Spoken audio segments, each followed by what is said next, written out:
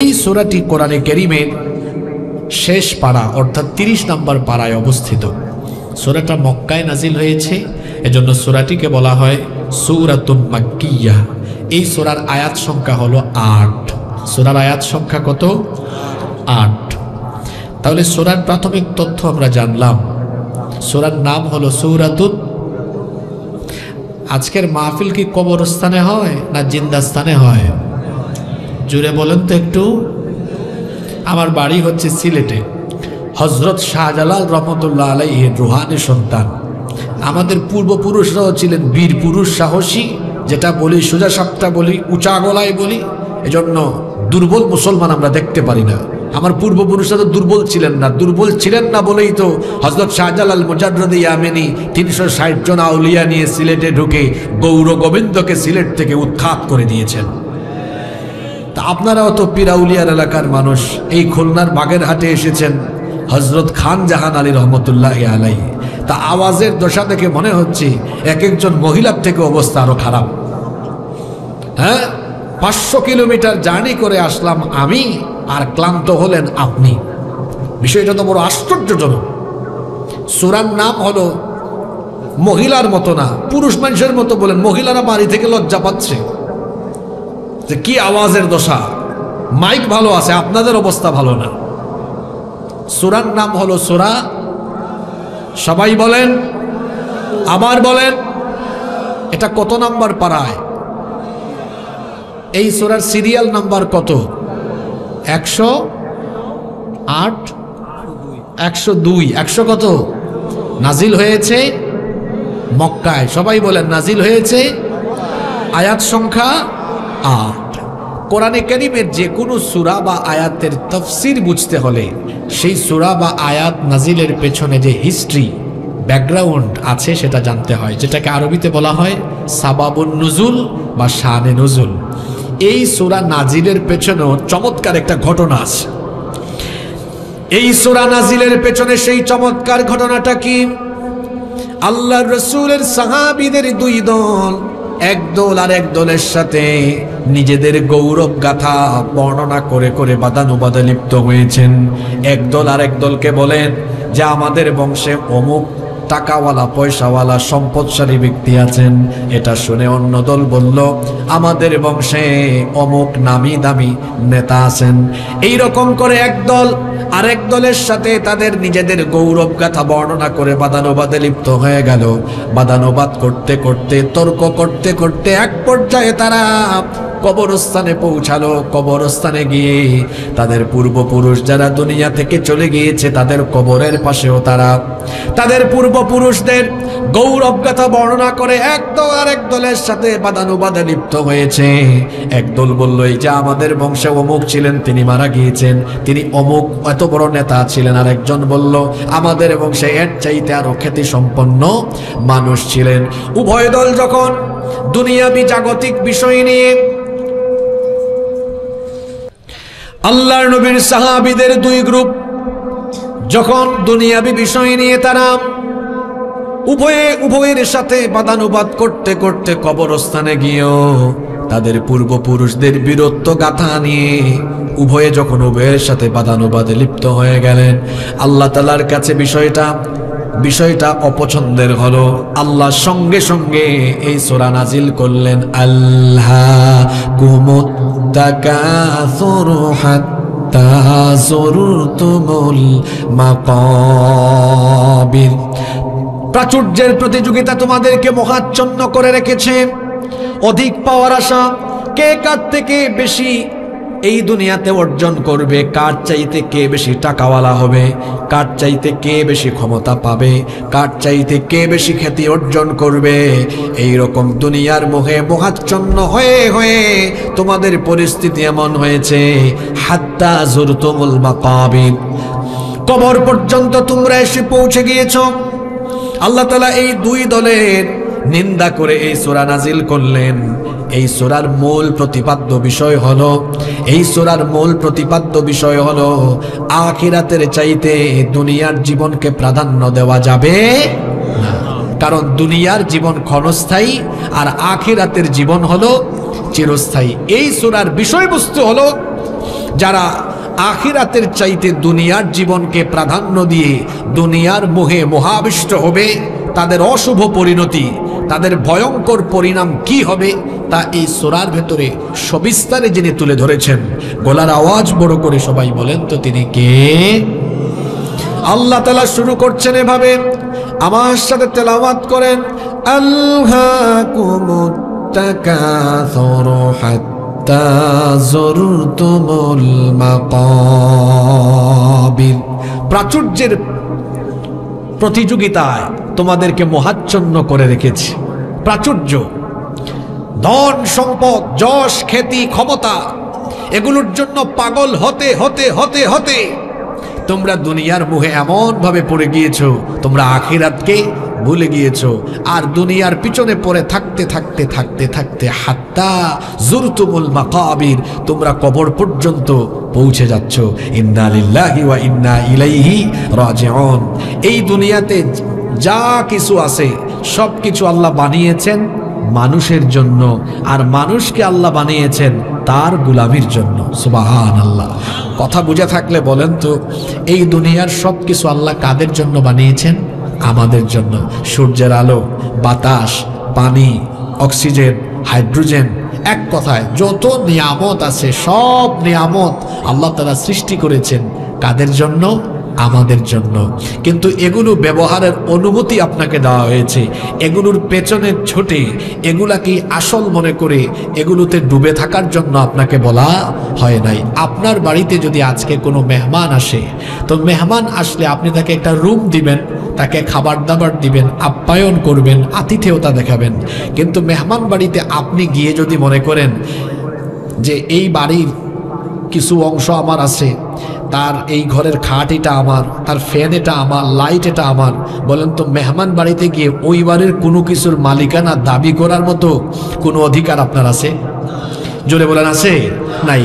মেহমান বাড়িতে যাওয়ার কারণে আপনি ওই বাড়িতে থাকা জিনিসপত্র ব্যবহারের সুযোগ পাবেন, তারা আপনাকে এই সুযোগটা দিবেন, কিন্তু মালিকানার কোনো সুযোগ আপনার নাই। এই দুনিয়া হলো আমাদের জন্য মেহমান খানা, মুসাফির খানা। এই দুনিয়ার সব কিছু আল্লাহ আমাদেরকে ব্যবহারের অনুমতি দিয়েছেন, কিন্তু এগুলোর পেছনে ছুটতে ছুটতে আমরা এগুলোর মালিক হিসাবে নিজেদেরকে দাঁড় করিয়ে তারপরে এগুলোর মুখে ডুবে থাকার জন্য আমাদেরকে দুনিয়াতে পাঠানো হয় নাই। এজন্য আল্লাহ তাআলা বলছেন, এই দুনিয়ার সব কিছুই হলো তোমাদের জন্য উপভোগ্য। কোরআনে কারীমের 3 নম্বর সূরা আলে ইমরানের 14 নম্বর আয়াতে আল্লাহ বলছেন, যুয়িনা লিন-নাসি হুব্বুশ শাহাওয়াতি মিনান নিসাই ওয়াল বানিনা ওয়াল কানাতিরিল মুকান্তারাতি মিনাল যাহাবি ওয়াল ফিদ্দাতি ওয়াল খাইলিল মুসাওওয়ামাতি ওয়াল الأنعام والحرث ذلك متاع الحياة الدنيا والله عنده حسن المآب। আল্লাহ তাআলা বলছেন, মানুষের জন্য প্রবৃত্তি এবং নারী সন্তানাদি, সোনার উপর বস্তু, চিহ্নিত ঘোড়া, গবাদি পশু, চাষাবাদের বিষয়াবলী, এগুলো হচ্ছে মানুষের জন্য দুনিয়ার ভোগ্য সামগ্রী। আল্লাহ তাআলা এগুলো দিয়েছেন যাতে করে দুনিয়ায় এগুলো মানুষ ভোগ করে, কিন্তু মানুষ যেন এগুলো পেয়ে মনে না করে এটা তার জন্য উত্তম। মানুষের জানা থাকা দরকার, দুনিয়ার চাইতে আখিরাতে আল্লাহ যা রেখেছেন সেটা উত্তম, কম না বেশি। কোথায় বসাইলেন? কবরস্থানে ওয়াজে, কোনো মজা নাই এখানে। কথা কি বোঝা যায় আমার? দুনিয়াতে আপনারা যা পাইছেন এগুলার চাইতে আখিরাতে যা আছে সেগুলা আরো ভালো না খারাপ? রব্বুল আলামিন বলছেন, বাল তুসিরুনাল হায়াতাদ দুনিয়া ওয়াল আখিরাতু খায়রুন ওয়া আবকা। কোরআনুল কারীমের 87 নম্বর সূরা সূরাতুল আলা এর 16 নম্বর আয়াতে আল্লাহ বলছেন, তোমরা দুনিয়ার জীবনকে প্রাধান্য দাও, অথচ ওয়াল আখিরাতু খায়রু ওয়া আবকা, আখিরাত হলো তোমাদের জন্য আরো উত্তম, আরো উৎকৃষ্ট। আখিরাতের ব্যবস্থাপনা দুনিয়ার ব্যবস্থাপনার চাইতে উত্তম। যিনি বলেছেন, জোরে বলেন তিনি কে? আশ্চর্যের ব্যাপার হলো এই মানুষ দুনিয়াতে যা পেয়েছে সেটার উপরে তারা এমন ভাবে মশগুল হয়েছে, আখিরাতকে তারা বেমালুম ভুলে গিয়েছে। অথচ আখিরাতের তুলনায় এই দুনিয়ায় যা কিছু আছে সেগুলো এতটাই তুচ্ছ, এতটাই নগণ্য। কোরআনে কারীমের 29 নম্বর সূরা সূরাতুল আনকাবুতের 64 নম্বর আয়াতে আল্লাহ বলছেন, ওয়া মা হাযিহিল হায়াতুদ দুনিয়া ইল্লা লাহু ওয়া লাইবু ওয়া ইন্নাদ দারাল আখিরাতা লাহিয়াল হায়াওয়ানু লাউ কানু ইয়ালামুন। আল্লাহ তাআলা বলছেন, এই দুনিয়ার জীবন তোমাদের জন্য খেল তামাশা ছাড়া আর কিছুই নয়। নিশ্চয়ই আখিরাতের আবাস হলো তোমাদের জন্য অধিকতর উত্তম। যদি তোমরা সেটা জানতে, যদি সেটা বুঝতে, তোমাদের জন্য সেটাই কল্যাণকর হতো। সময়ের দিক বিবেচনায় আখিরাতের তুলনায় দুনিয়ার জীবন কতটা তুচ্ছ, দুনিয়ার জীবন কত নগণ্য শোনেন। এই দুনিয়াতে আমরা এসেছি, কতকাল থাকবো কেউ আমরা জানি না।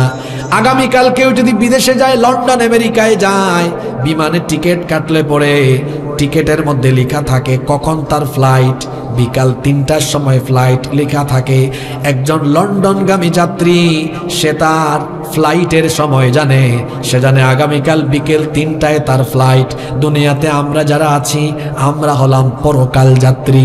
ডুমুরিয়ার লন্ডন যাত্রী ব্যক্তি তার লন্ডনের ফ্লাইটের সময় জানে, কিন্তু আশ্চর্যের ব্যাপার হলো পৃথিবীতে থাকা 800 কোটি পরকাল যাত্রী মানুষ, একজন মানুষও তার পরকালের যাত্রার সময় জানে না। এখানে এমন কে আছেন যে জানেন কোন তারিখের কয়টার সময় মারা যাবেন? কেউ জানি আমরা? যে দুনিয়ায় মশগুল হয়ে রইলাম আমরা, আখিরাতের তুলনায় এই দুনিয়া সময়ের দৃষ্টিকোণ থেকে কত নগণ্য। আল্লাহ তাআলা কোরআনে কারীমে কত সুন্দর করে আমাদেরকে বুঝায় দিলেন। কোরআনে কারীমের 9 নম্বর সূরা সূরাতুত তাওবা এর 38 নম্বর আয়াতে আল্লাহ বলছেন, আরাদিতুম বিল হায়াতিদ দুনিয়া মিনাল আখিরাতি ফামা মাতাউল হায়াতিদ দুনিয়া ফিল আখিরাতি ইল্লা কালিল। আল্লাহ তাআলা বলছেন, তাহলে কি তোমরা দুনিয়ার জীবন পেয়ে সন্তুষ্ট হয়ে গেলে, অথচ দুনিয়ার চাইতে আখিরাতের দুনিয়ার চাইতে আখিরাতের জীবন হলো বড়। আখিরাতের তুলনায় দুনিয়ার জীবনটা হচ্ছে খুবই তুচ্ছ, কলিল, একেবারে নগণ্য। সময়ের দৃষ্টিকোণ থেকে সেটা কত নগণ্য। দুনিয়ার সফর শেষ করে একদিন যখন আমরা দুনিয়া ছেড়ে চলে যাব, অতঃপর যখন কবর থেকে আমাদেরকে হাসরের ময়দানে একদিন উঠানো হবে, একদিন আমাকে আপনাকে হাসরের ময়দানে উঠানো হবে, এ ব্যাপারে আমাদের মনের মধ্যে কি কোনো সন্দেহ আছে নাকি? আসতে বলবেন না, জোরে বলেন, সন্দেহ আছে নাকি? এই যে 20, 30, 40, 50, 60, 70, 80 বছরের জীবন, আখিরাতের তুলনায় এটা কত তুচ্ছ, কত কম মনে হবে। শোনেন, আমরা যখন হাসরের ময়দানে দাঁড়াবো, আল্লাহর নবী বলেছেন বিচারের দিনটা এত লম্বা হবে, 50 আলফা সানাতিম মিম্মা তাউদ্দুন, শুধুমাত্র বিচারের দিনটা 50,000 বছর লম্বা হয়ে যাবে। আপনার 80-90 বছরের জীবনের চাইতে শুধু বিচারের দিনটা হলো 50,000 বছর লম্বা। আল্লাহু আকবার। এজন্য আল্লাহ বলছেন, ওয়ায়াউমা ইয়াহশুরুহুম কাআন লাম ইয়ালবাথু ইল্লা সাআতাম মিনান নাহারি ইয়াতাআরাফুনা বাইনাহুম ক্বাদ খাসিরাল্লাযীনা কাযযাবু বিলিকাইল্লাহি ওয়া মা কানু মুহতাদিন। রব্বুল আলামিন কোরআনুল কারীমের 10 নম্বর সূরা সূরা ইউনূসের 45 নম্বর আয়াতে বলছেন, সেই দিন হাসরের মাঠে যখন তাদেরকে একত্রিত করা হবে, বিচারের দিন যখন তারা দেখবে 50,000 বছর লম্বা, বিচারের দিন শেষ হচ্ছে না, এত হাজার বছর ধরে দাঁড়িয়ে যখন তারা থাকবে, তখন তাদের 20, 30, 50, 60, 70 বছরের জীবন তাদের কাছে মনে হবে আখিরাতের তুলনায়, দুনিয়ার জীবনে যতদিন ছিল আখিরাতের তুলনায় এটা 1 ঘন্টার চাইতে বেশি কিছু নয়। আল্লাহু আকবার। হাসরের ময়দানে আল্লাহ মানুষকে প্রশ্ন করবেন, ক্বালা কাম লাবিথতুম ফিল আরদি আদাদা সিনিন ক্বালু লাবিথনা ইয়াওমান আও বা'দা ইয়াওমিন ফাসআলিল আদিন। আল্লাহ তাআলা বলছেন, তাদেরকে হাসরের মাঠে জিজ্ঞেস করা হবে, কাম লাবিথতুম ফিল আরদ, তোমরা দুনিয়াতে কতদিন ছিলে? শুনতেছেন আপনারা?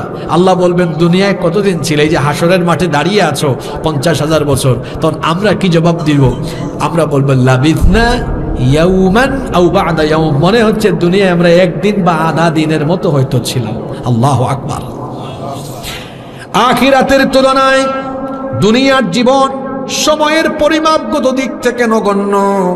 আবার আপনি যদি আয়তনের দিক থেকে, আপনি যদি আবার পরিমাণের দিক থেকে এটাকে পরিমাপ করেন যে আখিরাতের তুলনায় দুনিয়াটা কেমন, আল্লাহর নবী কি বলেছেন শুনেন। আল্লাহর নবী বলেছেন, ওয়াল্লাহি, আল্লাহর কসম, মাদ দুনিয়া ফিল আখিরাতি ইল্লা মিসলু মা ইয়াজআলু আহাদুকুম ইসবাহু হাদি ওয়া আশারা ইয়াহইয়া বিস-সাব্বাবা। আল্লাহর নবী এই হাতের আঙ্গুলের এই আঙ্গুলটা ইশারা দিয়ে সাহাবীদেরকে দেখালেন আর বললেন, এই আঙ্গুলটা যদি সাগরের বিশাল জলরাশিতে চুবানো হয়, সাগরের বিশাল জলরাশিতে এই আঙ্গুলটা চুবানোর পরে যখন আঙ্গুলটা তোলা হবে, তখন সাগরের বিশাল এই পানির তুলনায় হাতের আঙ্গুলের মাথার সাথে যে পানি থাকবে, সেই পানির পরিমাণটা কেমন? অনেক বেশি না খুব তুচ্ছ? আরো জোরে বলেন, অনেক বেশি না তুচ্ছ? আল্লাহর নবী বলেছেন, মহাসাগরের বিশাল পানির তুলনায় হাতের আঙ্গুলের মাথার সাথে লেগে থাকা অল্প পানি যেমন তুচ্ছ, ঠিক তেমনি আখিরাতের তুলনায় দুনিয়া হলো তার চাইতে আরো তুচ্ছ, আরো নগণ্য। মনোযোগ থাকলে এক সূরায় থেকেই আজকে জীবন পরিবর্তনের অনেক কথা আপনি পেয়ে যাবেন ইনশাআল্লাহ। এবার আসেন টাকা পয়সার দিক থেকে আখিরাতের তুলনায় এই দুনিয়া কত নগণ্য। টাকার পেছনে আমাদের ছোটাছুটি, টাকা কামাইতে যায় হালালও দেখি না হারামও দেখি না, সমান তালে হারাম পয়সায় হারাম উপার্জন করে দেখা যায় মানুষের সহায় সম্পদ লুটপাট করে, তারপরে সম্পদের পাহাড় গড়ে। এমন ডাকাত আমাদের সমাজে আছে না নাই? আল্লাহর নবী বলেছেন, অর্থ সম্পদের দিক থেকে আখিরাতের তুলনায় এই দুনিয়ার জীবন কত নগণ্য। এই হাদিসটা মুসলিম শরীফে বর্ণিত হয়েছে। হাদিসের বর্ণনাকারী সাহাবী হচ্ছেন জাবির ইবনে আব্দুল্লাহ রাদিয়াল্লাহু আনহুমা। তিনি বলছেন, আন্না রাসূলুল্লাহি সাল্লাল্লাহু আলাইহি ওয়াসাল্লাম মাররা বিস-সুকি দাখিলাম মিন বাদিল আলিয়া। আল্লাহর নবী বলেছেন, আল্লাহর নবী একদিন আলিয়া অঞ্চল থেকে মদিনায় ঢোকার পথ ধরে হেঁটে আসতেছেন, একটা বাজার দিয়ে তিনি অতিক্রম করছেন। ওয়ান্নাসু কানাফাতাহু, আল্লাহর নবীর চতুর্দিকে অনেক লোকজন ছিল। ফামাররা বিজাদিন আসাক্কা মাইয়িতিন ফাতানাওয়ালুহু ফাআখাযা বিউদুনি। আল্লাহর নবী বাজার দিয়ে অতিক্রম করছেন, এমন সময় আল্লাহর নবী একটা ক্ষুদ্র কান বিশিষ্ট মরা বকরির বাচ্চার পাশ দিয়ে তিনি যাচ্ছেন। ভালো করে শোনেন, ক্ষুদ্র কান বিশিষ্ট, কানটা একটু ছোট কাটা, ক্ষুদ্র কান বিশিষ্ট মরা একটা বকরির বাচ্চার পাশ দিয়ে নবীজি যাচ্ছেন।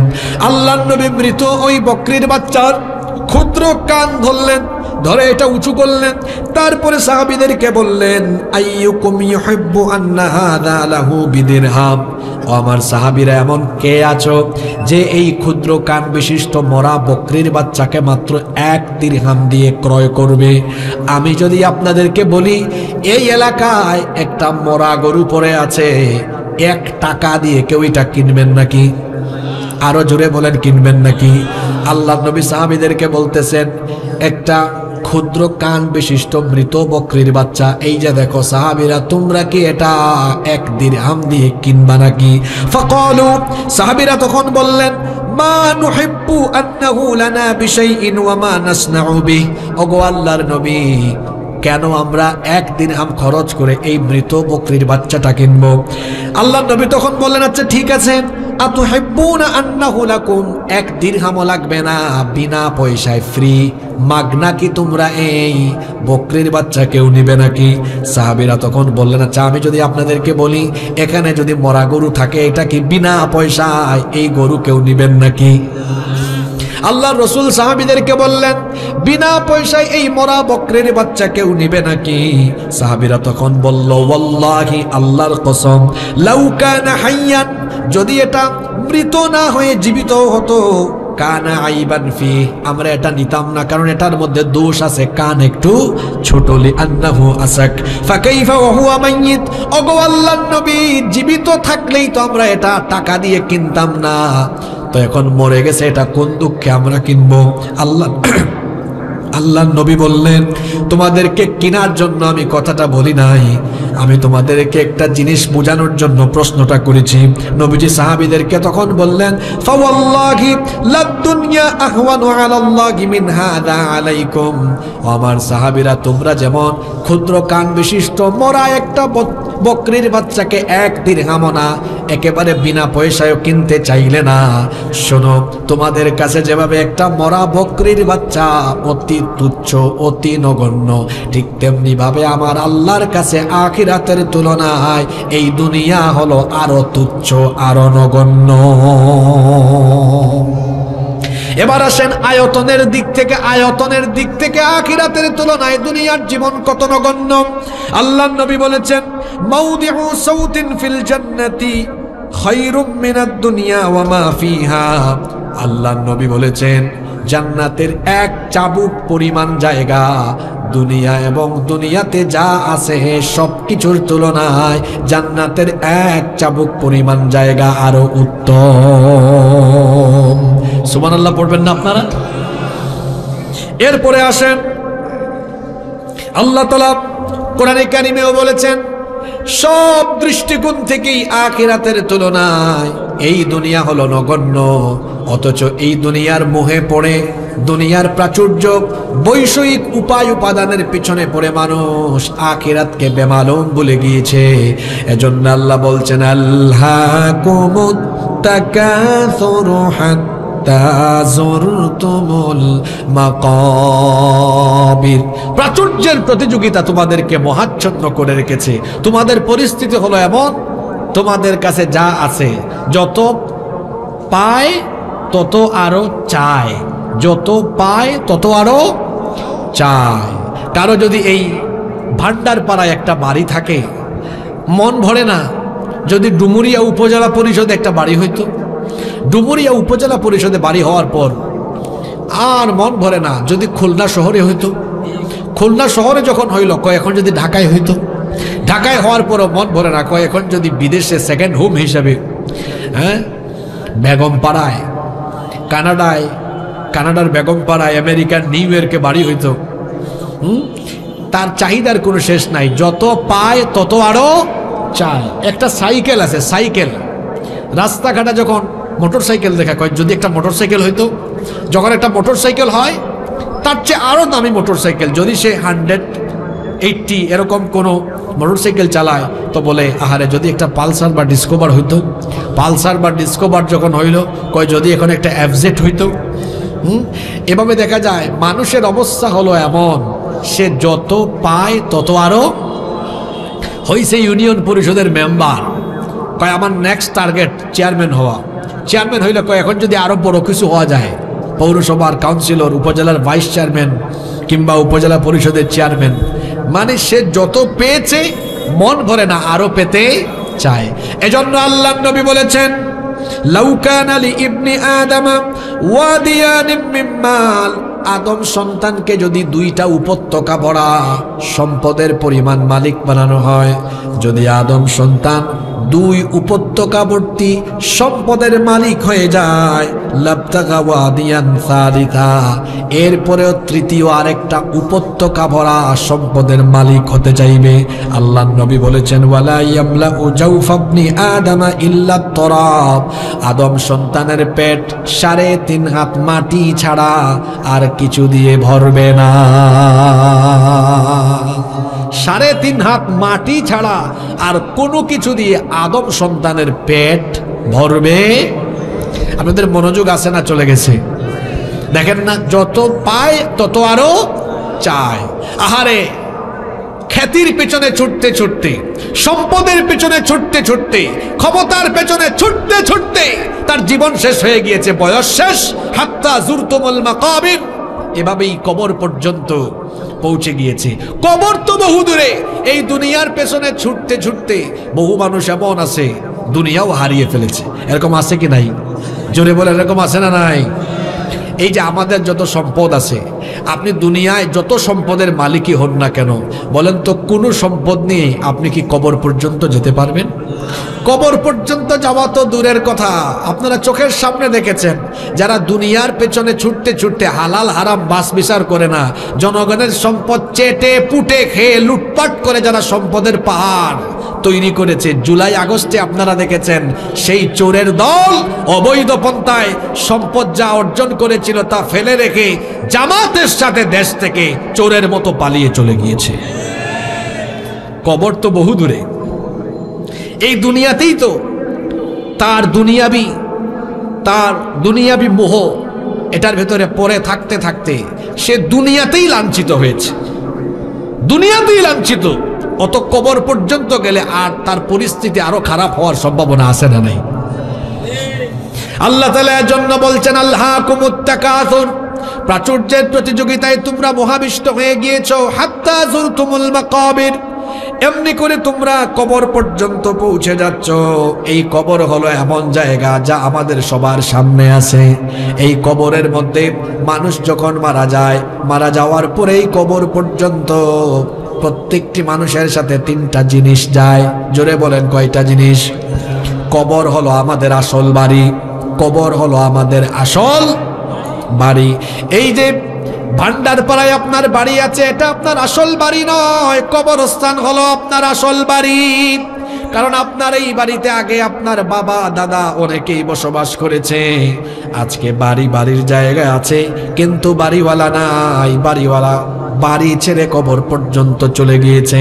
এই দুনিয়া এমন স্বার্থপর, আজকে যে বাড়িতে আপনি থাকেন দেখা যাবে 100, 150 বা 200 বছর পরে এই বাড়ি যদি টিকে থাকে, এই বাড়ির পরবর্তী প্রজন্ম আপনার নাম ঠিকানা পর্যন্ত ভুলে যাবে। আচ্ছা, এখানে কে আছেন যে তার দাদার বাপের নাম জানেন? এই কথাটা এমনি বলি নাই, আমি আমার দাদার নাম জানি না, ঠিক তেমনি ভাবে আমার ছেলের ঘরের নাতির ঘরের নাতিও আমার নাম একদিন জানবে না। এর নাম দুনিয়া, এর নাম কেউ কাউকে মনে রাখে। আমরা যখন মারা যাব, মানুষ মারা যাওয়ার পরে কবর পর্যন্ত তার সাথে 3টা জিনিস যায়। জোরে বলেন, কয়টা জিনিস যায়? আনাস ইবনে মালিক রাদিয়াল্লাহু আনহু এই হাদিসের বর্ণনাকারী সাহাবী, হাদিসটি বুখারী এবং মুসলিম শরীফে বর্ণিত হয়েছে। তিনি বলছেন, আল্লাহর নবী বলেছেন, ইয়াতবাউল মাইয়িতা সালাসা, যখন কোনো মানুষ মারা যায় কবর পর্যন্ত তার সাথে 3টা জিনিস যায়। ফায়ারজিউ আসনান ওয়া ইয়াবকা মাআহু ওয়াহিদ, 2টা জিনিস তাকে কবরে রেখে ফিরে চলে আসে, আর একটা জিনিস তার সাথে কবরের ভেতরে থাকে। এখন কথা বুঝে থাকলে বলেন, মানুষ মারা যাওয়ার পরে কবর পর্যন্ত তার সাথে কয়টা জিনিস যায়? আস্তে বলবেন না, জোরে বলেন, কয়টা? 3টা জিনিস যায়, 2টা জিনিস ফিরে আসে, কয়টা জিনিস থাকে? বলবেন হুজুর কোন 3টা জিনিস যায় আগে বলেন। 1 নাম্বার হলো আহলুহু, তার পরিবার পরিজন। আপনি যখন দুনিয়া থেকে চলে যাবেন, আপনার পরিবার পরিজন, আপনার পরিবারের লোকেরা খুব তাড়াতাড়ি করে আপনাকে ঘর থেকে বের করে দিবে। ও আমার বাবারা, আমার ভাইয়েরা, কথাগুলো একটু মনোযোগ দিয়ে বোঝার চেষ্টা করেন। এই যে এখানে আমরা বসে আছি, বাড়িতে আমরা হয়তো ফিরতে নাও পারি, বাড়িতে আমাদের লাশ যাওয়ার সম্ভাবনা আছে না নাই? কারণ আমরা কে কখন দুনিয়া থেকে চলে যাব এটা আমরা কেউ জানি। একটু ভাবুন তো, একটু চিন্তা করেন তো, এখন যদি আপনার মরণ হয়ে যায়, দেখা যাবে এখান থেকে আপনার লাশ আপনার বাড়িতে নেওয়া হবে। বাড়িতে নেওয়ার পরে আর আপনাকে আপনার সুন্দর পরিষ্কার পরিচ্ছন্ন নরম তুলতুলে বিছানায় রাখা হবে না। দেখা যাবে তখন আপনাকে কেউ সুন্দর করে মহব্বত করে ডাকবে না। আপনার ছেলে মেয়ে বলবে না আব্বা এসেছেন, আব্বাকে খাটে শুয়াও, বরং সবাই বলবে লাশকে সুন্দর করে শোয়া রাখো। আপনাকে কোনো নরম তুলতুলে বিছানায় শোয়ানো হবে না। এই যে নিচে বসেছেন পাটি, তেরপাল, এগুলোর মধ্যে শুইয়ে রাখা হবে। তারপরে দেখা যাবে আপনার আপনজন আপনার লাশ রেখে মিটিংয়ে বসে যাবে, তড়িঘড়ি করে তাড়াহুড়া করে দ্রুততার সাথে তারা আপনাকে জানাজা আর দাফন দেওয়ার ব্যবস্থা করবে। দেখা যাবে কেউ চলে যাবে বাঁশ ঝাড়ে বাঁশ কাটতে, কেউ বা চলে যাবে চুলা তৈরি করে গরম পানি প্রস্তুত করতে, কেউ বা আবার চলে যাবে কাফনের কাপড় কিনতে। মসজিদে ঘোষণা দেওয়া হবে আর 3 বা 4 ঘন্টা পরে আপনার জানাজার নামাজ অনুষ্ঠিত হবে। দেখা যাবে এরই মধ্যে দ্রুত গতিতে কবর খোঁড়া হয়ে যাবে, গরম পানি প্রস্তুত হয়ে যাবে। এবার আপনার বাড়ি থেকে আপনার লাশ চিরদিনের জন্য একবারে বের করে ফেলা হবে।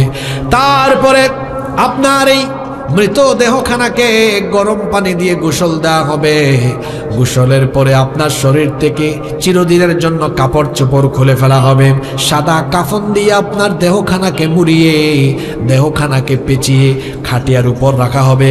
মসজিদ থেকে আগে থেকেই খাটিয়া এনে প্রস্তুত করা হবে, খাটিয়ার উপরে আপনাকে রাখা হবে। এই খাটিয়ায় রাখার পরে বলা হবে পরিবারের এবং আত্মীয় স্বজনের যারা আছো শেষবারের মতো এসে লাশের চেহারা দেখে ফেলো। শেষবারের মতো মানুষ এসে আপনার চেহারা খানা দেখবে। দ্রুত আপনার কাফনের মাথার অংশটুকুকে পেঁচায়া এবার আপনাকে দ্রুত সময়ে বাড়ি থেকে চিরদিনের জন্য নিয়ে লাশটা বের হয়ে যাবে জানাজার মাঠে গিয়ে। এরপরে দ্রুততার সাথে জানাজা দিয়ে আপনার পরিবারের লোকেরা, আত্মীয় স্বজন, তারা আপনাকে চিরদিনের জন্য ওই কবরস্থানে রেখে এরা থাকবে না, এরা চলে আসবে। আপনার ধন সম্পদ যেগুলা ছিল এগুলাও হয়তো আপনার সাথে কবর পর্যন্ত যাবে। অর্থাৎ হয়তো আপনার গাড়ি ছিল, হয়তো আপনার গাড়ি ছিল, আগে থেকে তৈরি করা খাটিয়া ছিল আপনাকে কবর পর্যন্ত দেওয়ার জন্য, এগুলোও যাবে, এটাও চলে আসবে। 3 নাম্বার আরেকটা জিনিস আপনার সাথে যাবে। আল্লাহর নবী বলেছেন ওয়া আমালুহু, তার আমল। এই 3টা জিনিসের মধ্যে পরিবার পরিজন সহায় সম্পদ সব কিছু থেকে যাবে। আপনার সাথে কবর পর্যন্ত আপনার আমল যাবে। তার মানে আমল ভালো হলে ফয়সালা ভালো, আমল খারাপ তো ফয়সালা খারাপ। এই জন্য দুনিয়াতে থাকার সময়ে আপনাকে আমলের প্রতিযোগিতা করতে হবে। দুনিয়ায় কে কার চাইতে বড় হবে এই প্রতিযোগিতা নয়। কারণ আল্লাহ তাআলা আমাদের জীবনটা দিয়েছেন আল্লাযী খালাকাল মাউতা ওয়াল হায়াতা লিয়াবলুয়াকুম আইয়ুকুম আহসানু আমালা ওয়া হুয়াল আজিজুল গফুর। জীবন মৃত্যুর মাঝখানে এই যে সময়টা দেওয়া হলো, কেন দেওয়া হয়েছে? লিয়াবলুয়াকুম আইয়ুকুম আহসানু আমালা, তোমাদের মধ্যে কে উৎকৃষ্ট সুন্দরতম আমল করতে পারে এটা দেখতে চান কে। কিন্তু আপনি এটা না করে দুনিয়ার পেছনে পড়ে আছেন, অথচ দুনিয়ার কিছুই আপনার সাথে যাবে না। আপনারা অনেকে মহাবীর আলেকজান্ডারের নাম শুনেছেন। মহাবীর আলেকজান্ডার তিনি মৃত্যুর সময়ে তিনি তার শেষ 3টা ইচ্ছার কথা বলে গিয়েছিলেন। কয়টা? 3টা। তিনি বলেছিলেন আমি মারা যাওয়ার পরে আমার ব্যক্তিগত যে চিকিৎসক আছেন তাদেরকে বলবা আমার কফিন, আমার খাটিয়া বহন করতে। 2, আমার দ্বিতীয় ইচ্ছে হলো আমি সারা জীবনে অনেক স্বর্ণ রৌপ্য এগুলো অর্জন করেছি, আমাকে যে পথ দিয়ে আমার লাশ নেওয়া হবে ওই পথে সোনা রূপা বিছিয়ে দিবা। 3, আমার 2 হাত কফিনের খাটিয়ার 2 দিকে এরকম ফেলে রাখবা। এই 3টা ইচ্ছার কথা তিনি যখন বললেন, তখন তার দরবারের লোকজন তাকে বলল যে আপনি আশ্চর্যজনক তিনটা ইচ্ছার কথা কেন আমাদের সামনে প্রকাশ করলেন? তিনি বললেন, শোনো, আমি প্রথম যে ইচ্ছের কথা বলেছি, আমি মারা যাওয়ার পরে আমার লাশ যেন আমার চিকিৎসকরা গ্রহণ করে, এর দ্বারা আমি পৃথিবীর মানুষকে এই শিক্ষা দিয়ে যেতে চাচ্ছি, মানুষ যেন এটা মনে করে আল্লাহর তরফ থেকে বরাদ্দ হওয়া সময় শেষ হয়ে গেলে দুনিয়ার কোনো ডাক্তারও মানুষকে বাঁচাতে পারবে না। দুই, আমি বলেছিলাম আমার অর্জিত স্বর্ণ রৌপ্য এগুলো দিয়ে রাস্তা বানিয়ে দিবা, ওই রাস্তার উপর দিয়ে আমার খাটিয়া নিয়ে যাবা। আমি এটা দ্বারা পৃথিবীর মানুষকে দ্বিতীয় আরেকটি শিক্ষা দিয়ে যেতে চাচ্ছি, সেটা হলো এই, মানুষ যেন এটা দেখে এই শিক্ষা নেয় যে আলেকজান্ডার তার জীবনে বহু ধন সম্পদ অর্জন করেছিল, কিন্তু তার উপার্জিত এই স্বর্ণরৌপ্য আজকে থেকে যাচ্ছে, এগুলো তার সাথে যাচ্ছে না, এগুলো দুনিয়াতে পড়ে আছে। 3 নাম্বার, আমি বলেছি যে আমার 2 হাত কফিন বা খাটিয়ার 2 দিকে ফেলে রাখবে, যাতে মানুষ আমার খালি হাত দেখে এই শিক্ষা নেয় আলেকজান্ডারের 2 হাত ভর্তি সম্পদ ছিল, কিন্তু আলেকজান্ডার সব সহায় সম্পদ দুনিয়ার সব কিছু ফেলে খালি হাতে আলেকজান্ডার দুনিয়া ছেড়ে চলে যাচ্ছে। আল্লাহু আকবার। আমাদের জন্য কত গুরুত্বপূর্ণ শিক্ষা রয়েছে। এই পৃথিবী আমাদের কারো আসল ঠিকানা নয়, পৃথিবী আমার আসল ঠিকানা নয়, মরণ একদিন মুছে দেবে সকল রঙিন পরিচয়,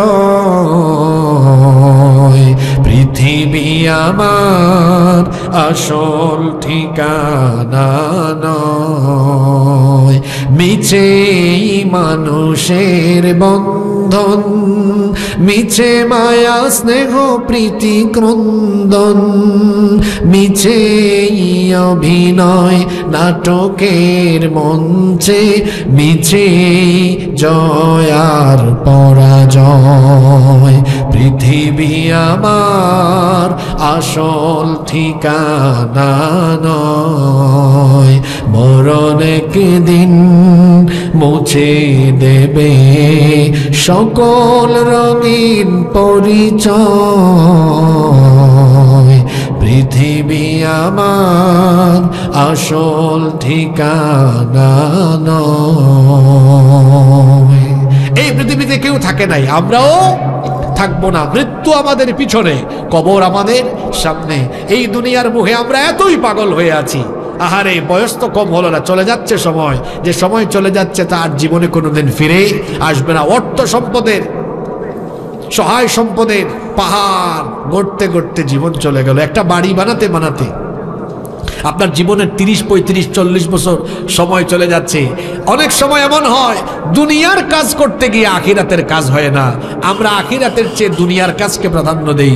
দেখেন তো এমন হয় কিনা, অনেক সময় দেখা যায় দুনিয়ার গুরুত্বপূর্ণ কোনো কাজ করছে, দুপুর 1:15 হয়েছে, আজান হয়ে গেছে, আল্লাহর বান্দা আজান শুনেও নামাজে যায় না।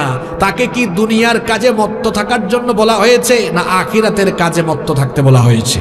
হ্যাঁ, আখিরাতের কাজ করতে গিয়ে দুনিয়া ভুলে যাবেন এমন না, আপনি আখিরাতের কাজ করবেন, দুনিয়ার কাজও করবেন, দুটাকে ব্যালেন্স করে করবেন। কিন্তু দেখা যায় এত দুনিয়া পাগল হয়েছে, দুনিয়ার কাজ করতে গিয়ে আখিরাতের কোনো দাম, আখিরাতের কোনো কাজ তার নাই, 5 ওয়াক্ত নামাজ তার ঠিক নাই। দুনিয়ায় ক্ষমতার মোহে পড়ে আল্লাহর দেওয়া বিধিবিধান লঙ্ঘন করে তার আখিরাতকে নষ্ট করছে, ক্ষমতার মোহে অন্ধ হয়ে যায়, ক্ষমতার মুখে পাগল হয়ে যায়। যখন ক্ষমতা পায় মানুষকে আর মানুষ মনে করে না, তখন দেখা যায় তার দল মতের আদর্শের বিরোধী হলে নিরপরাধীকে অপরাধী বানাইয়া জেলখানায় রেখে সাজা দেয়, আছে না নাই?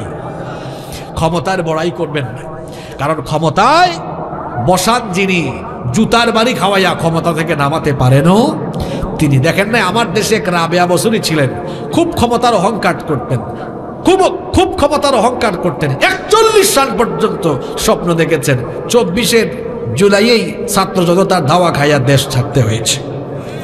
বড়াই করা যাবে না, অহংকার করা যাবে না, কারণ অহংকারের পরিণতি কখনো ভালো হয়।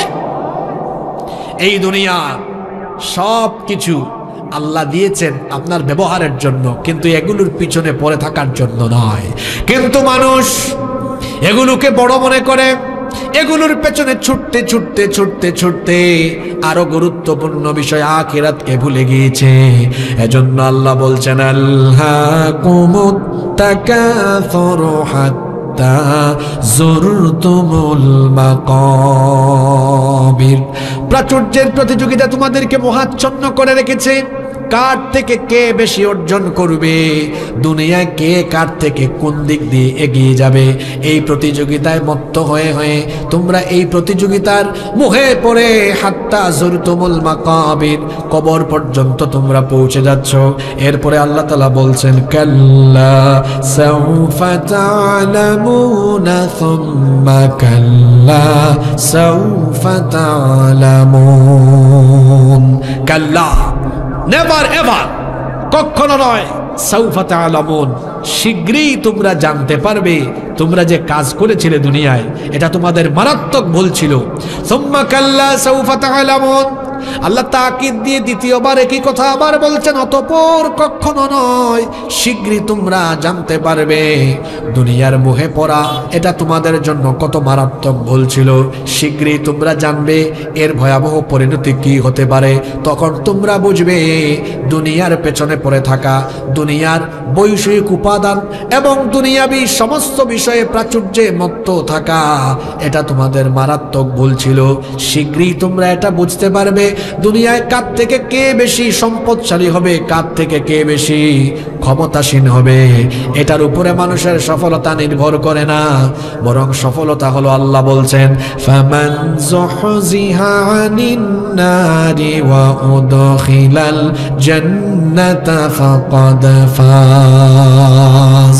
যেই ব্যক্তিকে জাহান্নামের আগুন থেকে রক্ষা করে কিয়ামতের দিন জান্নাত দেওয়া হবে, সেই ব্যক্তি প্রকৃত সফল কাম হবে। তাহলে দুনিয়াতে কে কার থেকে বেশি সম্পদশালী হবে, কে কার থেকে বেশি খ্যাতিমান হবে, কে কার থেকে বেশি ক্ষমতাশালী হবে, এটার উপর মানুষের সফলতা নির্ভর করে না, বরং সফলতা মানে হলো আল্লাহর ক্ষমা এবং জান্নাত পাওয়া। এটাই হলো প্রকৃত সফলতা। আল্লাহ তাআলা বলছেন কাল্লা সাউফা তা'লামুনা সুম্মা কাল্লা সাউফা তা'লামুন, কখনো নয়, শীঘ্রই তোমরা জানতে পারবে, অতঃপর কখনো নয়, শীঘ্রই তোমরা জানতে পারবে দুনিয়াতে তোমরা কত বড় ভুলের মধ্যে ছিলে। এরপরে আল্লাহ বলছেন কাল্লা লাউ তা'লামুনা ইলমাল ইয়াকিন, কখনো নয়, যদি নিশ্চিত জ্ঞানের ভিত্তিতে চাক্ষুষভাবে তোমরা জানতে যে এর পরিণতি কত ভয়াবহ হতে পারে, তাহলে তোমরা দুনিয়ার পেছনে পড়ে থাকতে না, আখিরাতের জন্য সময়গুলোকে কাজে লাগাতে। এই যে যারা আখিরাতকে ভুলে দুনিয়ার জীবনকে প্রাধান্য দিয়ে দুনিয়া দুনিয়া করে পাগল হয়ে গিয়েছো, আল্লাহ বলছেন লা তারাউন্নাল জাহিম, অবশ্যই তোমরা জাহান্নাম দেখবে। সুম্মা লা তারাউন্নাহা আইনাল ইয়াকিন, অতঃপর অবশ্যই তোমরা চাক্ষুষভাবে নিশ্চিত জ্ঞানের ভিত্তিতে জাহান্নাম দেখবে। এই জাহিম এটা কাদের জন্য আল্লাহ প্রস্তুত করেছেন?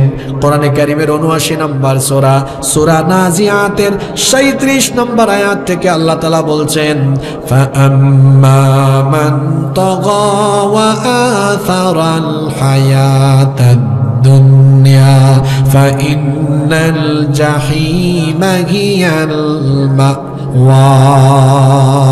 অতঃপর যারা সীমালঙ্ঘন করেছে এবং দুনিয়ার জীবনকে প্রাধান্য দিয়েছে, যারা জাহান্নামের অধিবাসী হবে তারা। এজন্য আল্লাহ বলছেন সাবধান হয়ে যাও, আখিরাতের তুলনায় এই দুনিয়ার জীবনকে প্রাধান্য দিয়ে দুনিয়ার মোহে পড়ে থেকে তোমার আখিরাতকে নষ্ট করে দিও না। কারণ আখিরাতে তোমাদেরকে দুনিয়ার সকল নিয়ামত সম্পর্কে যিনি জিজ্ঞেস করবেন, গলার আওয়াজ বড় করে সবাই বলেন তিনি কে? এজন্য আল্লাহ বলছেন তুম্মা লাতুসআলুন্না ইয়াউমাইযিন আনিন নাঈম, অতঃপর তোমাদেরকে প্রত্যেকটি নিয়ামত সম্পর্কে জিজ্ঞেস করা হবে। এই দুনিয়াতে যত নিয়ামত আছে সব নিয়ামত যিনি দিয়েছেন, গলার আওয়াজ বড় করে সবাই বলেন তিনি কে? সেই আল্লাহর নিয়ামতের সংখ্যা কত এটা দুনিয়ার কেউ জানে না। এজন্য আল্লাহ কোরআনে কারীমের 16 নম্বর সূরা সূরাতুন নাহলের 18 নম্বর আয়াতে বললেন, ওয়া ইন তাউদ্দু নি'মাতাল্লাহি লা তুহসুহা ইন্নাল্লাহা লাগাফুরুর রাহিম। আর যদি তোমরা আল্লাহ নেয়ামতের গণনা আরম্ভ করো তো গুনতে গুনতে গুনতে গুনতে তোমাদের গণনা শেষ হবে না। কিয়ামত হবে, গুনতে গুনতে আল্লাহর নেয়ামত শেষ করা যাবে না। সুবহানাল্লাহ পড়বেন না? দুনিয়াতে আল্লাহর এত নেয়ামত ভোগ করছেন, এই নেয়ামতের ব্যাপারে কি আল্লাহ জিজ্ঞেস করবেন না? অবশ্যই জিজ্ঞেস করবেন। এই যে বেঁচে আছেন, আপনি বেঁচে আছেন, জীবিত আছেন, জোরে বলেন তো কার দয়ায় জীবিত আছেন?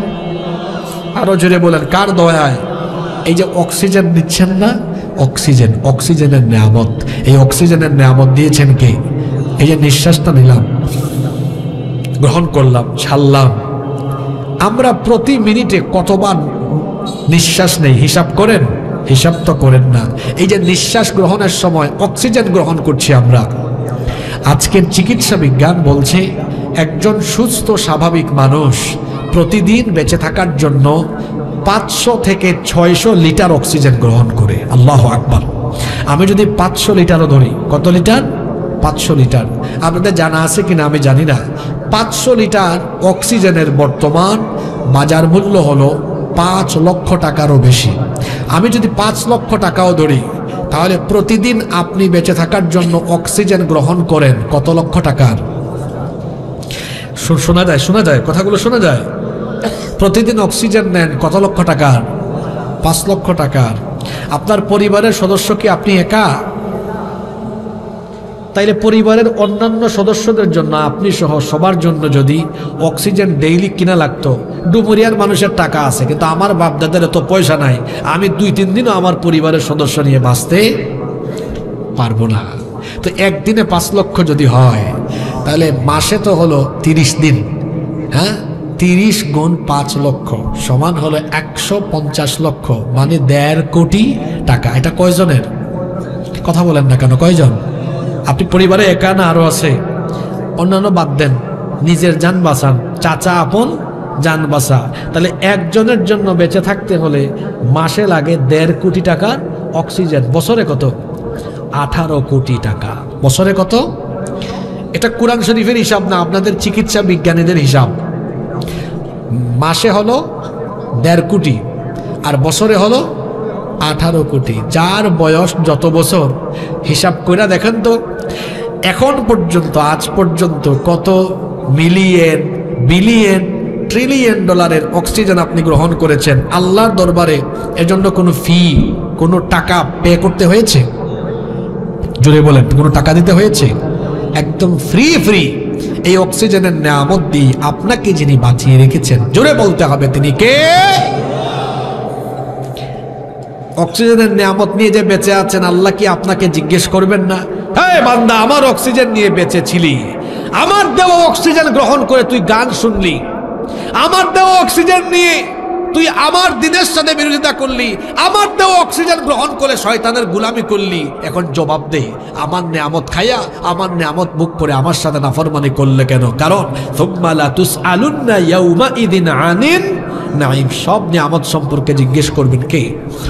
কত নিয়ামত আল্লাহ দিয়েছেন। আমি কোন নিয়ামতের কথা বলতাম? হ্যাঁ, অসংখ্য নিয়ামত। এই যে আপনারা মাঝে মাঝে হাঁচি দেন না, হাঁচি, হাঁচু, হাঁচি দেওয়ার পরে আপনারা কি বলেন? সবাই বলেন না, কি বলেন?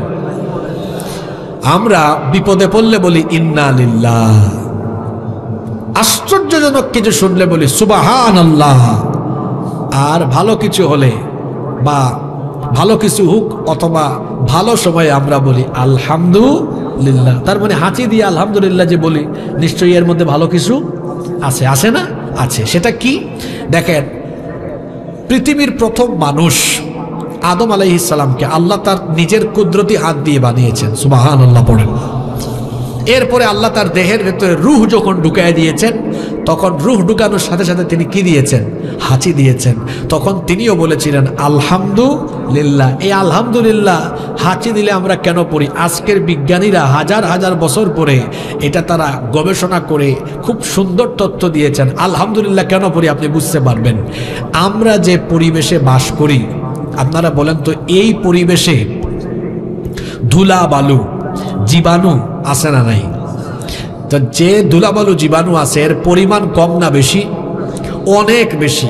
তো আমরা যখন নিঃশ্বাস নেই, আমাদের নিঃশ্বাসের সাথে নাকের ভেতর দিয়ে অনেক ধুলা বালু জীবাণু ঢুকে একদম ফুসফুসে গিয়ে এগুলা জমা হয়। এখন যে ময়লাগুলো আমাদের ফুসফুসে জমা হয়, এগুলো যদি আল্লাহ অটোমেটিক বের করার ব্যবস্থা না করতেন, তাহলে প্রতি মাসে বা প্রতি 2-3 মাসে খুলনা মেডিকেল কলেজ ও হাসপাতালে গিয়ে আমরা আমাদের ময়লা সাফ করতে করতে বাপদাদার সম্পদ হয়তো শেষ হয়ে যাইতো। কিন্তু আমরা কেউ হাসপাতালে এগুলো বের করার জন্য যাওয়া লাগে? যদি বলেন যাওয়া লাগে না, যাওয়া লাগে না। তো কারণ আজকের চিকিৎসা বিজ্ঞানীরা গবেষণা করে দেখেছেন, যখন একজন মানুষ হাঁচি দেয়, এক হাঁচির সাথে 160 মাইল বেগে বাতাস নির্গত হয়। আল্লাহু আকবার। আপনাদের এলাকায় অনেকে মোটরসাইকেল চালান না?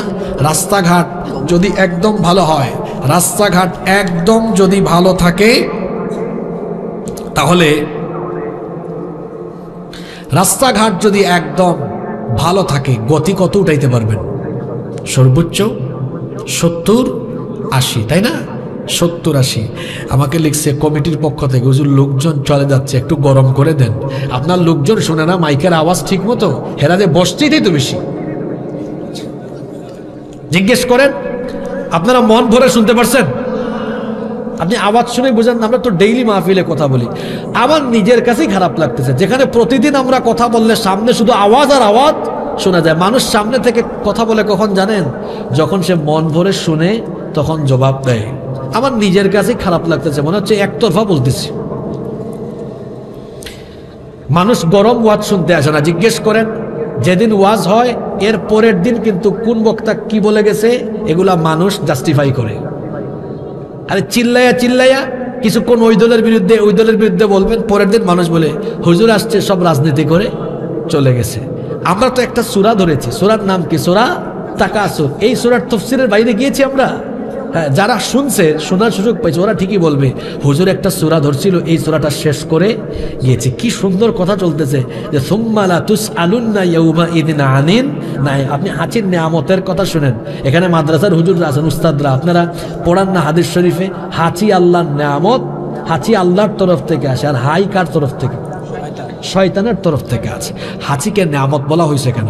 ওই যে আমি যেখানে ছিলাম, মোটরসাইকেল ড্রাইভাররা ভালো রাস্তা পাইলে 60, 70, 80 গতি উঠায়, কিন্তু চিকিৎসা বিজ্ঞানীরা বলেছেন হাঁচির সময় নাক দিয়ে 160 মাইল বেগে বাতাস বের হয়। আল্লাহু আকবার। বিজ্ঞানীরা গবেষণা করে দেখেছেন, এই যে মানুষ যখন হাঁচি দেয়, 160 মাইল বেগের একটা হাঁচির সাথে ফুসফুসে জমে থাকা কমপক্ষে 5 থেকে 6 হাজার রকমের জীবাণু এক হাঁচি দিয়া বের হয়ে চলে যায়। সুবহানাল্লাহ। এই যে হাঁচির নেয়ামতটা আল্লাহ দিলেন, আল্লাহকে জিজ্ঞেস করবেন, হে বান্দা, আমি তো চাইলে তোরে আরো অসুস্থতা দিয়ে রাখতে পারতাম, অটোমেটিক বের করার ব্যবস্থা করে দিয়েছি। নেয়ামত আর নেয়ামত। এই যে চক্ষু আল্লাহ দিয়েছেন, আহারে, যার চক্ষু নাই সে দেখতে পারে না। অনেক মানুষ অন্ধ আছে না পৃথিবীতে? বলেন আছে না? আছে না? এই চক্ষু, এই যে আমার সামনে ক্যামেরা, এগুলাতে লেন্স আছে, মেগাপিক্সেলও আছে ক্যামেরায়, কত 100, 150 এরকম হবে। আপনি না চাইতেই আজকের চিকিৎসা বিজ্ঞান বলছে আল্লাহ আপনার চোখে 576 মেগাপিক্সেল দান করেছেন। আল্লাহু আকবার। এই ক্যামেরা কয়টা কালার শনাক্ত করতে পারে আমি জানি না, কিন্তু বিজ্ঞানীরা বলছেন human eyes can be identify more than 1 million colours. মানুষ তার একটা চক্ষু দিয়ে 10 লক্ষ কালার রং শনাক্ত করতে সক্ষম। সুবহানাল্লাহ। যে পরিবেশে আছি জীবাণু ঢুকতেছে, চোখ অন্ধ হয়ে যেত। আল্লাহ বলছেন তোমার চোখের ভেতরে আমি একটা অটো মেডিসিন দিয়েছি। অটো মেডিসিন, পাতলা পাতলা পানি আছে না, চোখের ভেতরে পানি আছে, তরল তরল পানি। যত জীবাণুই ঢুকুক এই তরল পানি দিয়ে সব পরিষ্কার করে আল্লাহ আমাদের চক্ষুকে হেফাজত করার ব্যবস্থা করেছেন। আল্লাহু আকবার। এই চোখ চোখের নিয়ামতের হিসাব হবে কিয়ামতে। আলেমদেরকে সাক্ষ্য রেখে বলছে, ইন্নাস সামআ ওয়াল বাসারা ওয়াল ফুআদা কুল্লু উলাইকা কানা আনহু মাসউলা। চোখের ব্যাপারে জিজ্ঞেস করবেন কে? যুবক ভাইয়েরা, ডুমুরিয়াতে যে জরিনা সকিনা দেখলে এক দুস্থ আর এক দুস্থরে কয়, দুস্থ দেখ কি যায়। এই যে চোখের নিয়ামতের অপব্যবহার করলেন, আল্লাহ কোরআনে বললেন এই চক্ষুকে নারীর দিকে নয় নিচের দিকে রাখো। হুকুম কার? আপনি যে আল্লাহর হুকুম লঙ্ঘন করলেন, আল্লাহর নিয়ামত চোখের নিয়ামতের অপব্যবহার করলেন, এর জবাব দিতে হবে কার কাছে? এই যে জবান আছে বলে আমি কথা বলি, আপনি কথা বলেন, এই জবান দিয়ে নাপাক কথা বললে, এই জবান দিয়ে কোনো গুনাহ করলে, সেই দিন এই জবানের নিয়ামতেরও হিসেব চাইবেন কে? এজন্য আল্লাহ বলেছেন দুনিয়াতে যত নিয়ামত আছে, সুম্মা লাতুসআলুন্না ইয়াওমাইযিন আনিন নাঈম, অতঃপর কিয়ামতের দিন তোমাদেরকে সকল নিয়ামত সম্পর্কে জিজ্ঞেস করা হবে। যেহেতু আল্লাহ তাআলা সকল নিয়ামত সম্পর্কে জিজ্ঞেস করবেন, সেহেতু আল্লাহর নিয়ামতগুলো আল্লাহর পথে ব্যবহার করার দরকার আছে না নাই? আলোচনার শুরুতেই বলেছিলাম, আল্লাহ সবকিছু বানিয়েছেন মানুষের জন্য, আর মানুষকে আল্লাহ বানিয়েছেন কার গোলামের জন্য?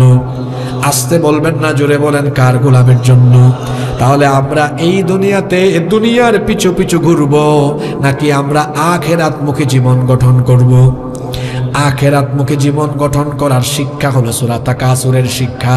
এজন্য আল্লাহ বলেছেন, আল্লাহকুমুত তাকাসুরু হাত্তা যুরতুমুল মাকাবিরা কাল্লা সাওফা তা'লামুনা সুম্মা কাল্লা সাওফা তা'লামুন কাল্লা লাউ তা'লামুনা ইলমাল ইয়াকিনি লাতারাউন্নাল জাহিমা সুম্মা লাতারাউন্নাহা আইনাল ইয়াকিন সুম্মা লাতুসআলুন্না ইয়াওমাইযিন আনিন নাঈম।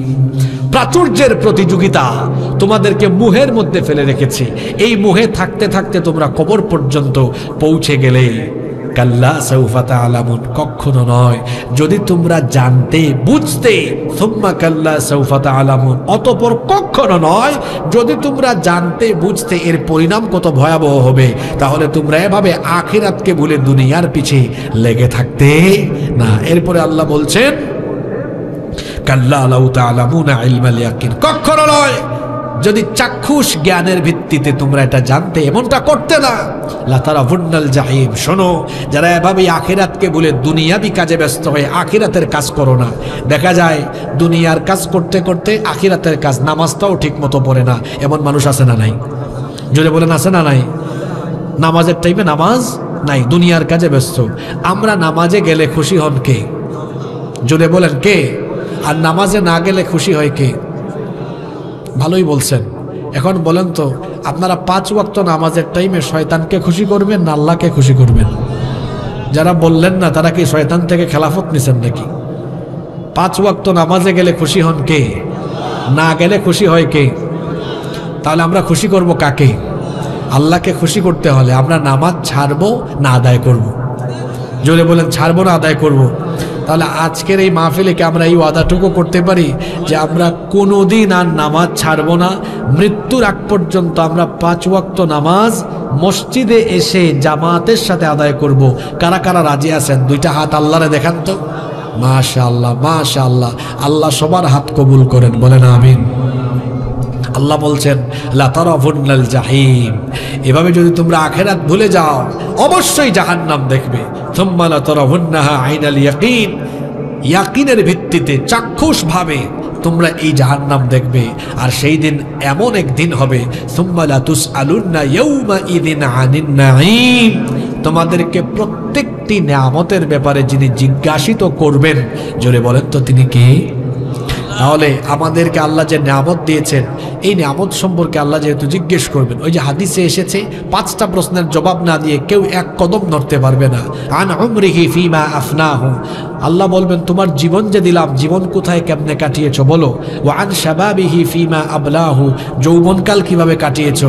ওয়া মালুহু মিন আইনা কাসাবাহু, ধন সম্পদ কোথা থেকে উপার্জন করেছো। ওয়া ফিমা আনফাকাহু, কোথায় ব্যয় করেছো। ওয়া মাযা আমিলা ফিমা আলিমা, যতটুকু জানতে ততটুকু আমল করতে কিনা আল্লাহর কাছে জবাবদিহির সম্মুখীন হতে হবে। আসুন আমরা মহান আল্লাহর দরবারে জবাবদিহির সম্মুখীন হওয়ার আগে নিজেদের জীবনকে পরকালমুখী করে গঠন করি। আমরা আল্লাহর গোলামি করি, 5 ওয়াক্তের নামাজ যথাসময়ে জামাতে এসে আদায় করি, আব্বা আম্মার খেদমত করি, নিজেদের বিবির হক, স্ত্রীর হক, সন্তানের হক আদায় করি, প্রতিবেশীর হক আদায় করি, হারাম উপার্জন ছেড়ে দিয়ে হালাল পথে উপার্জন করি, সকল প্রকার অন্যায়, পাপ, জিনা, বেবিচার, অশ্লীলতা, বেহায়াপনা, এক কথায় সকল পাপ থেকে নিজেকে মুক্ত করে আখিরাতমুখী জীবন গঠন করা। এটা হলো সূরা তাকাসুরের শিক্ষা। এই শেষ কথাটা মনে রাখবেন, আমরা এমন এক জায়গায় বাস করি, আমরা কেউ আমাদের ফ্লাইটের সময় জানেন? আচ্ছা, আপনারা এই শেষ কথাটা ভালো করে শুনেন। মনে করেন আপনি আগামীকাল দুবাই যাবেন, দুবাই।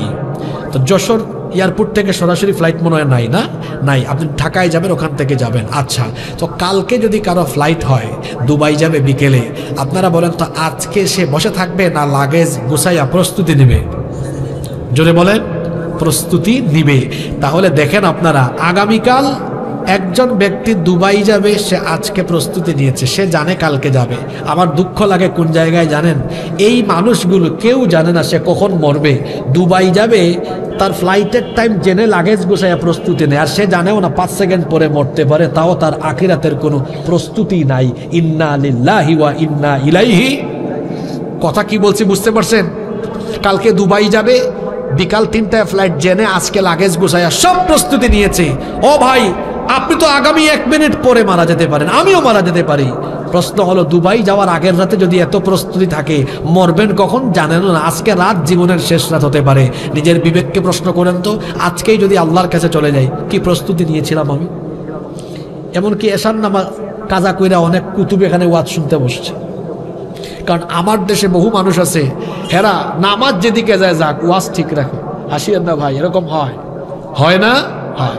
এটা বুঝাতে চাচ্ছি, এই জন্য আমি আপনাদেরকে জাস্ট এটা বুঝাতে চাচ্ছি যে আসলে আমাদের আখিরাতের কোনো প্রস্তুতি নাই। সূরা তাকাসুর আমাদেরকে শিক্ষা দিচ্ছে সব সময় নিজেকে আখিরাতের প্রস্তুতির জন্য নিজেকে গড়ে তোলো, আখিরাতের জন্য নিজেকে প্রস্তুত রাখো।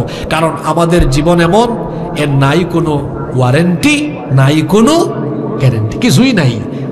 আপনি বাজার থেকে একটা জিনিস কিনলে ওয়ারেন্টি কার্ড, গ্যারেন্টি কার্ড দেয়, কিন্তু আপনার জীবনের ওয়ারেন্টি কার্ডও নাই, গ্যারেন্টি কার্ডও নাই। যে কোনো মুহূর্তে আমরা দুনিয়া থেকে চলে যেতে পারি। তাহলে সূরা তাকাসুরের এই তাফসীর থেকে আমরা আজকে সিদ্ধান্ত নিব, আমরা প্রতিটি মুহূর্তে পরকালমুখী জীবন গঠন করে আমরা দুনিয়া থেকে যাওয়ার প্রস্তুতি নিয়ে সব সময় মাথায় রাখবো এটা, যে কোনো মুহূর্তে আমি দুনিয়া থেকে চলে যেতে পারি। আপনারা বলেন তো, মাথায় যদি এটা থাকে যে যে কোনো মুহূর্তে আমি দুনিয়া থেকে চলে যেতে পারি, এই ব্যক্তির দ্বারা আর গুনাহ করা সম্ভব?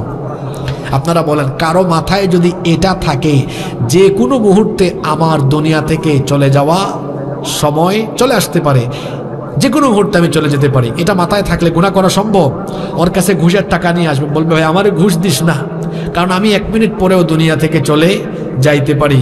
ও চাঁদাবাজি করবে না, ও টেন্ডারবাজি করবে না, ও জিনা করবে না, ও আব্বা আম্মাকে কষ্ট দিবে না, বিবির হক নষ্ট করবে না, এলাকার কোনো মানুষের হক নষ্ট করবে না, ও কোনো গুনাহ করবে না, পাপ করবে না, কারণ সে জানে এই দুনিয়া আমার থাকার জায়গা নয়, আমি যে কোনো মুহূর্তে দুনিয়া থেকে চলে যেতে পারি। এই দুনিয়াতে আমাদের পূর্বে কেউ থাকেন নাই, আমি থাকবো না, আপনারা থাকবেন না, একদিন আমরা সবাই চলে যাব। সবাই আমরা চলে যাব কার কাছে? এই দুনিয়ার জীবনটা খুব ছোট। হ্যাঁ, আমার বয়স 30 বছর, আপনাদের অনেকের বয়স 40, 50, 60 বছর হয়ে গিয়েছে। বাবা কয়দিন আর বেঁচে থাকবেন বলেন? হয়তো আর কয়েক বছর, আর কিছুদিন। এই জীবনের শুরু আছে, শেষও আছে, কিন্তু আখিরাতের জীবনের শুরু হবে, কোনো শেষ আর হবে। তাহলে আমাদের জন্য দুনিয়া উত্তম না আখিরাত উত্তম? জোরে বলেন, দুনিয়া উত্তম না আখিরাত উত্তম? আজকের সূরা আমাদেরকে এই শিক্ষা দিচ্ছে, শোনো দুনিয়াতে আমার নেয়ামত কি দেখছো বান্দা? আল্লাহ বলছেন কি নেয়ামত দেখছো? জান্নাতে আমি তোমাদের জন্য আরো চমৎকার চমৎকার নেয়ামত রেখেছি। আল্লাহ কোরআনে কি বলেছেন? কুররাতা আয়ুন ফালা তা'লামু নাফসুম মিন উখফিয়া লাকুম কুররাতা আয়ুনিন জাযাআম বিমা কানু ইয়ামালুন। আল্লাহ বলছেন এমন এমন নয়ন প্রীতিকর নেয়ামত জান্নাতে রেখেছি যা তোমরা চিন্তাও করতে পারবে না, এমন অসম্ভব সুন্দর নেয়ামত তোমাদের জন্য রেখে দিয়েছি। সুবহানাল্লাহ। এজন্য আসুন আমরা দুনিয়ায় প্রতিটি মুহূর্তে মৃত্যুর কথা মাথায় রেখে জীবনটাকে গঠন করি, এই জীবনটাকে কাজে লাগাই, তাহলে আমাদের এই জীবনটা সফল হবে, সার্থক হবে। আখিরাতে আমরা আল্লাহর তরফ থেকে ক্ষমা এবং নাজাত পাবো, জান্নাত পাবো ইনশাআল্লাহ। আল্লাহ তাআলা আমাদেরকে আখিরাতমুখী জীবন গঠন করার তৌফিক দান করেন। আমরা সবাই বলি আমিন। একটা গজল আমাদের